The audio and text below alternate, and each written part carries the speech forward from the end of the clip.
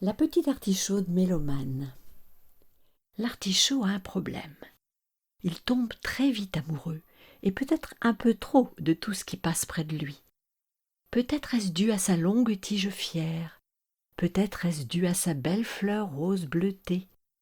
Ses feuilles sont pourtant un peu piquantes, il devrait pouvoir se défendre contre ce fléau ravageur, mais non, il cède, il tombe amoureux, zouk, au fond du gouffre.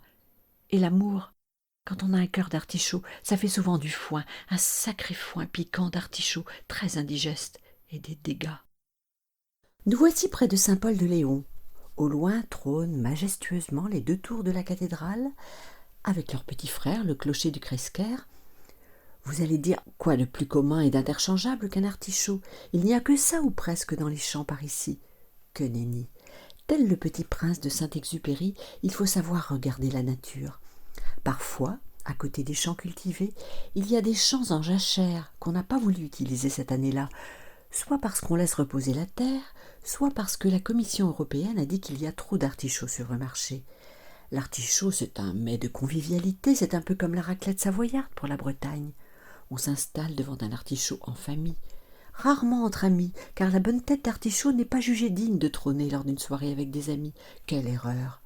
En breton, mignon, c'est un ami. Et si on en a plus d'un, ça fait des mignonnettes.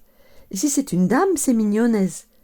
Et si c'est une dame mignonne, à vous de voir comment on va écrire ça. Reprenons, on se perd parmi les mignonnes, mignonnaises. Danger.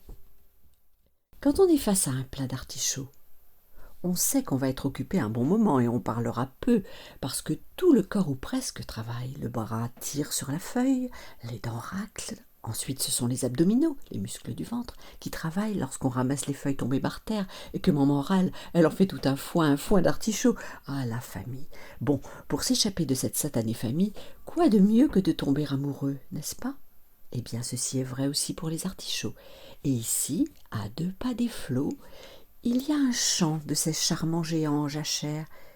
Ça veut dire qu'au lieu d'avoir toute une ribambelle de tiges qui se cachent la vue les unes aux autres, il y a juste quelques pieds qui ont poussé spontanément, sans qu'on leur demande rien, comme ça, l'envie de vivre.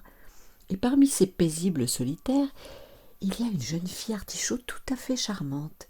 Et oui, ne savez-vous pas que chez tous les êtres, même chez les artichauts, il y a des mâles et des femelles? Et comme personne ne vient ramasser ces cœurs perdus dont on ne connaît même pas toujours l'existence, ils vivent comme ils veulent et s'épanouissent fort bien dans leur tranquillité. Ainsi, notre belle demoiselle a-t-elle pu s'offrir un corps de rêve, une longue tige fine avec une belle fleur rose bien cachée. Mais pour qui est malin essaie d'aller la voir et la caresser, quel bonheur! Et cette fleur est sensible à tout ce qui est beau. Si on la caresse, les petits épis ondulent tout doucement en signe de remerciement. Mais il y a plus magique encore. Cette demoiselle artichaut est très émotive et tombe sous le charme de... Vous allez savoir. Ses voisines et ses voisins dans le champ se moquent un peu d'elle et la surnomment l'artichaude. Mais en fait, ce sont des jaloux, car ils ont le cœur plus sec.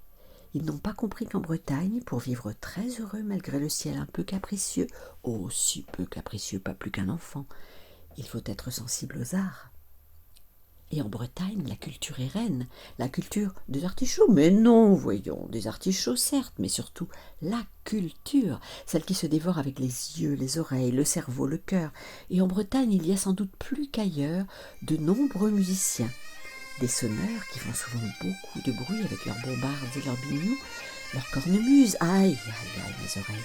Et ils aiment jouer dehors, partout, dans leur belle région qui stimule leur inspiration. Ils vont même jouer le long des chemins creux qui bordent les champs, et notamment les champs d'artichauts, bien sûr.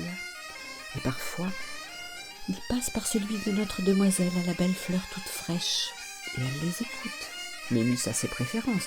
Elle ne succombe pas au charme de n'importe quelle musique, malgré sa réputation. Tiens, un jour, un petit joueur de flûte est passé. Vous savez, ces petites flûtes irlandaises en métal argenté, toutes simples, les tin whistles. Eh bien, même si le petit joueur s'agitait beaucoup pour charmer la dame, elle ne réagit pas. Peuh, une petite flûte, trop peu pour moi, qu'en ferais-je? Un jour, un harpeur, poète solitaire qu'il était, vint jouer de doux accords avec de beaux arpèges montants et descendants. Il était tranquille dans son pré, inspiré. Il se disait: Avec mes jolies mélodies et mes textes romantiques, je vais séduire toutes les demoiselles en fleurs de la région. » Que nenni, notre petite Jeannette résista. Elle se dit « Tu parles d'un baratin. Celui-ci a une tête à aller compter fleurette à tout ce qui bouge sur le sol du Léon. Les charmeurs, très peu pour moi. » Une autre fois, la belle prit peur. Il allait y avoir bientôt un fest-noz à Saint-Paul. Vous savez, ces fêtes de nuit où l'on danse toutes sortes de danses bretonnes en se rafraîchissant avec un verre de cidre entre deux danses. Oui, c'est vrai, il y a beaucoup de danses et la nuit est longue, mais ça réchauffe la danse bretonne. On peut bien boire un petit coup de cidre. Repas des schistes. Et s'il y a une petite crêpe avec, ce n'est pas plus mal, pas vrai? Bon, eh bien, les sonneurs qui devaient animer le fest-noz n'avaient rien trouvé de mieux que de venir répéter dans le chant de notre demoiselle, toute une armée, un bagad, ils disent les Bretons. Quel barouf, mes amis. Ah zut, barouf n'est pas un mot breton, c'est de l'arabe. Le barouf, chez nous, on dit trousse.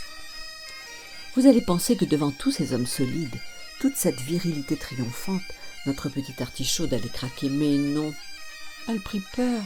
Tous ces messieurs en kilt avec leurs grandes bombardes et leurs bourdons, elle était effrayée et cacha bien sagement sa fleur. Ouf, ils étaient passés, allant casser les oreilles d'autres victimes. Enfin un peu de calme, un peu seulement, car au loin, quels sont ces sons? Quels accords? Quel instrument est-ce donc? Avec un clavier, des soufflets en carton? C'est sans doute un instrument pour faire de la gymnastique avec les bras. On les écarte, on les rapproche et hop, il jaillit des accords et de jolies notes chaleureuses. Oui, mais comment avoir un vrai contact avec un tel instrument? Ça n'a pas de forme, pas de bec, pas de tige. C'est un instrument pour l'amitié, pas pour l'amour. Et puis en plus, il accompagne toute cette armée de sonneurs bruyants. Passez votre chemin, gentil monsieur l'accordéon. Enfin la tranquillité, avec juste le doux petit bruit de la mer au loin.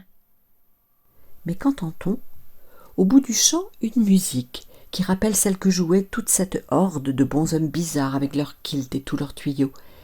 Mais là, c'est juste un seul musicien. On ne va quand même pas le traiter de sonneur. S'il est tout seul, c'est un doux. Et venant de l'Est, se disait la petite demoiselle Artichaut, ce matin, j'ai cru reconnaître le son puissant de l'orgue de Saint-Paul qui faisait résonner tous ses jeux pour accompagner un instrument solitaire. C'était sûrement elle, mais la voici qui approche, c'est une bombarde. Pas trop petite, non, pas une bombarde en mie, une longue, majestueuse, avec une belle musique pénétrante. C'est une bombarde en do. Ah, mademoiselle est charmée.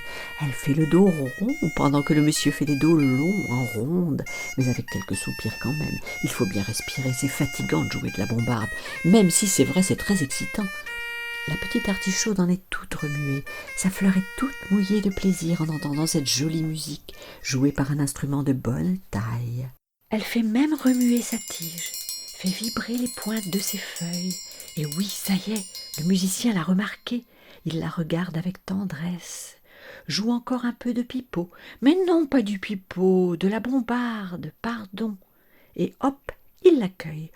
Oh, mais non, monsieur, que faites-vous là enfin, veut-elle dire.